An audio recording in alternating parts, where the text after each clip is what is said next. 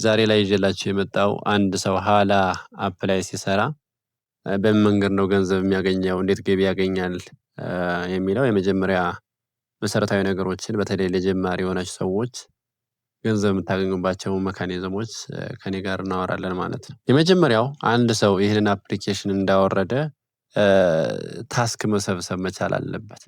ታስክ የሚሰበስበው ለምንድን ነው ከተባለ ታስክ የሚሰበስበው ፖይንት ለመሰብሰብ ነው። የዚህ ስራ ዋናው ትልቁ አንደኛው ዓላማችንና ገንዘብ የምናገኝበት ምንድነው ከተባለ ከፖይንት ነው። የተሰበሰበ ፖይንት ነው ወደ ዶላር የሚቀየረው።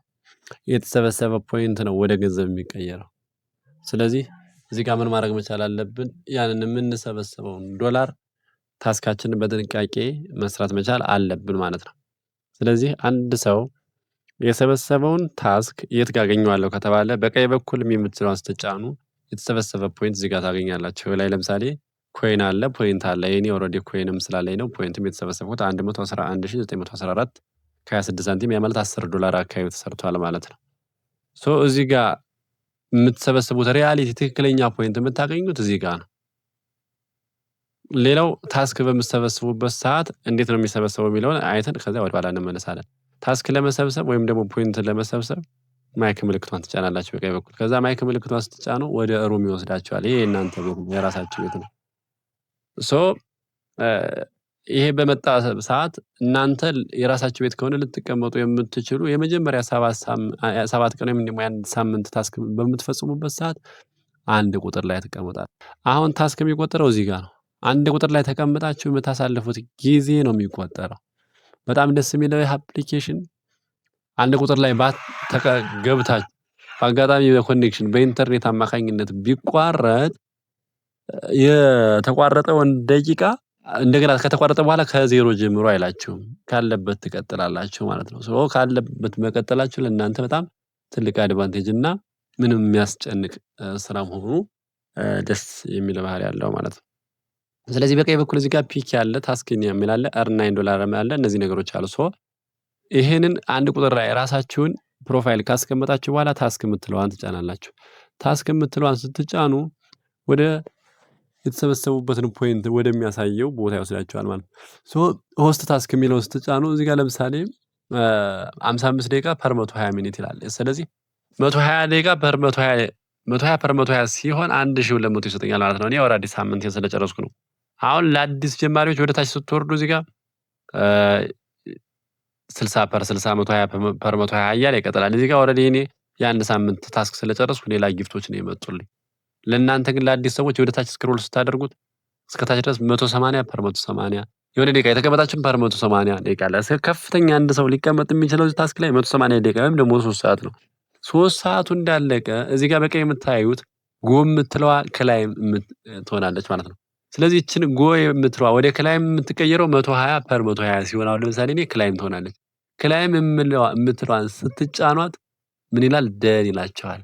ደን በሚልበት ሰዓት ለምሳሌ 1200 ፖይንት ሰጧችሁ ከሆነ ቱዴይስ ታስክ earning የሚለው ላይ ዳር በግራ በኩል በተቀመጠው ላይ እዛ ጋር ይደምርላችኋል። 1200 2000 2000 ብሎ 6000 ይደምርላችኋል።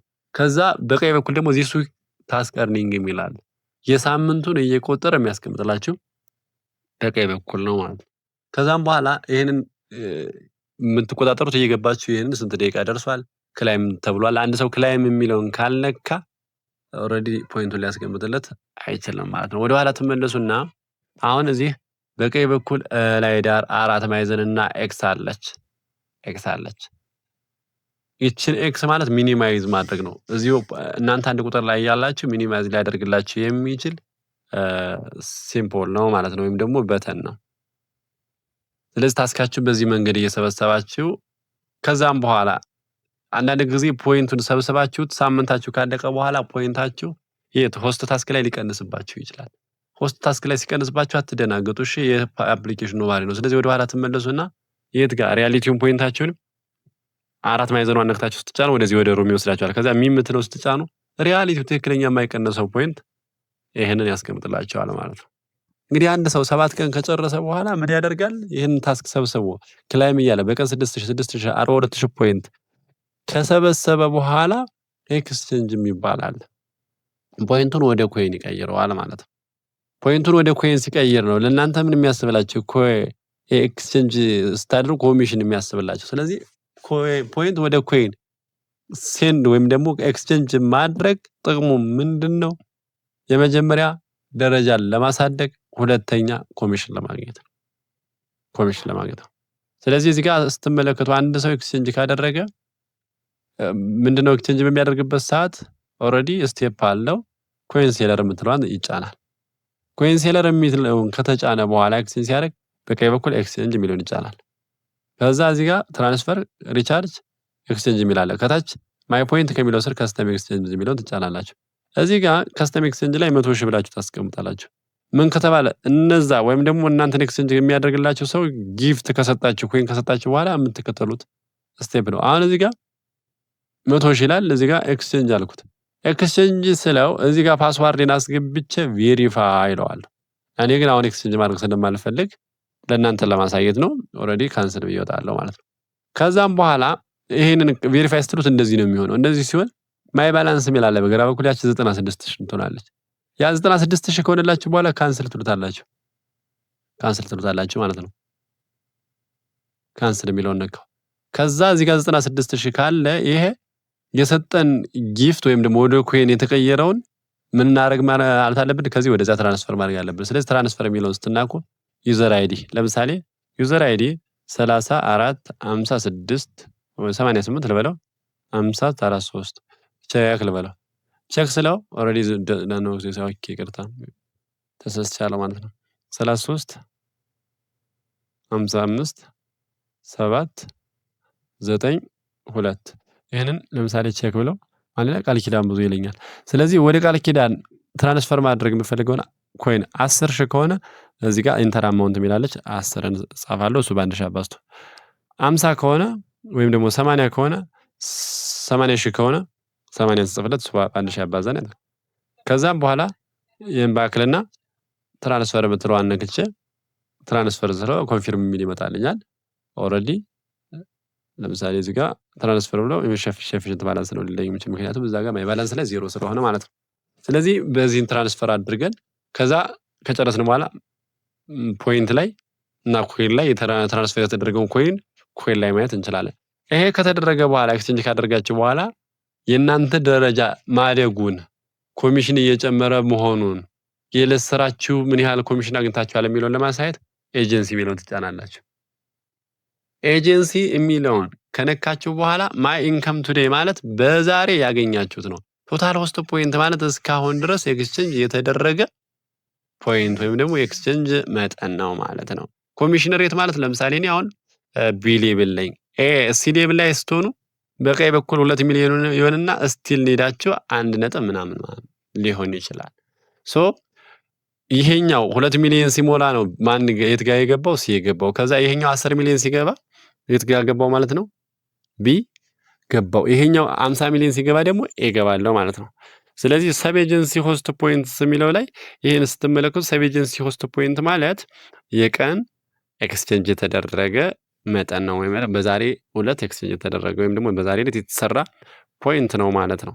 ስለዚህ ይሄንን አድርጋችሁ ኤክስቼንጅ በተደረገ ቁጥር ይሄ ደረጃችሁ እያደገ በቀን ደግሞ የምትሰሩት ኮሚሽን እየጨመረላችሁ ይሄዳል። ስለዚህ አንድ ሰው ኤክስቼንጅ ሲያደርግ ደረጃውን ሳያሳድግ ኮሚሽን ለማውጣት ወይም ደግሞ ብቻውን ለመስራት የሚሞክር ከሆነ ባይሰራ እመክራለሁ። እንደኔ ብቻውን ባይሰራ ጌመር ካልሆነ ጋምፕለር ካልሆነ በቀር ማለት ነው።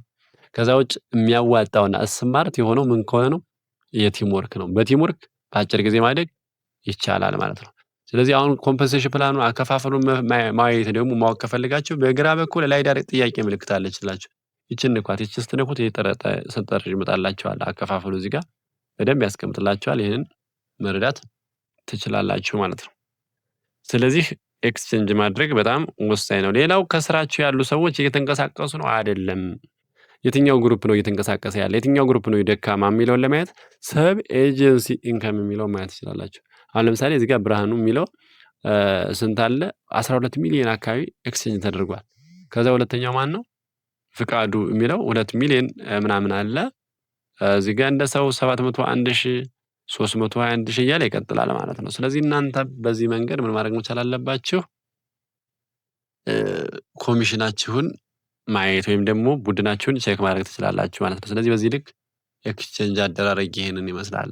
ኤክስቼንጅ ማድረግ አንድ ሰው አንደኛ ደረጃውን ለማሳደግ፣ ሁለተኛ ኮሚሽኑን ለመጨመር ያገለግለዋል ማለት ነው።